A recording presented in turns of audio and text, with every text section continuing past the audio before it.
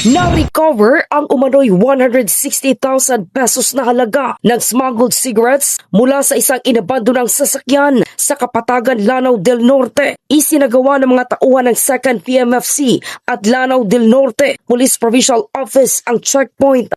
Bukod sa Mighty C, way na ko gina-allergy, way na ko gina-masakit. Salamat, Mighty C.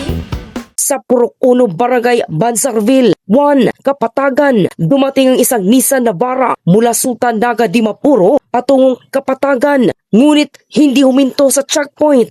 Agad na ikinasa ng PNP ang hot pursuit operation. Natagpuan ang naturang sasakyan sa isang tagong lugar sa Purok 5, Upper Barangay Butadon, Kapatagan. Sa loob ng Navara, nakumpiska ang 200 reams ng modern red cigarettes na umano'y smuggled. Nasa kustodiya na ng Bureau of Customs ang mga nakumpiskang kontrabando. Ako si K5K Buscaino para sa Kampiyon na Balita, Serbisyo Publiko at Kasiyahan, K5 News FM. Bukod sa Mighty C, way na ko gina-allergy, way na ko gina-masakit. Salamat, Mighty C.